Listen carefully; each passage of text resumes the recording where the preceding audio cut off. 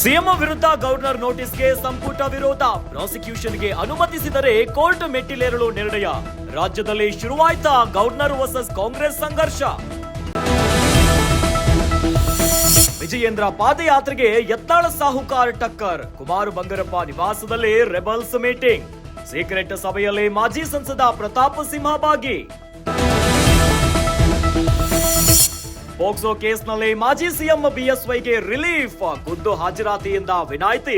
HD Revanna ಜಾಮೀನು ರದ್ದು ಆದೇಶ ಕಾಯ್ದಿರಿಸಿದ ಕೋರ್ಟ್. ವಾಯನಾಡು ಭೂಕುಸಿತದಲ್ಲಿ ಮಡಿದವರ ಸಂಖ್ಯೆ 275ಕ್ಕೆ ಏರಿಕೆ. ಎರಡನೇ ದಿನದಲ್ಲಿ ನದಿಗೆ ಬ್ರಿಡ್ಜ್ ನಿರ್ಮಿಸಿದ ಸೇನೆ.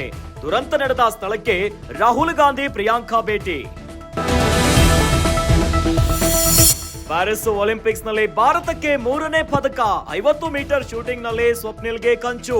ಮನು ಭಾಕರ್, ಸರ್ಬ್ಜಿತ್ ಸಿಂಗ್ ಬಳಿಕ ಕುಸಾಲೆ ಸಾಧನೆ.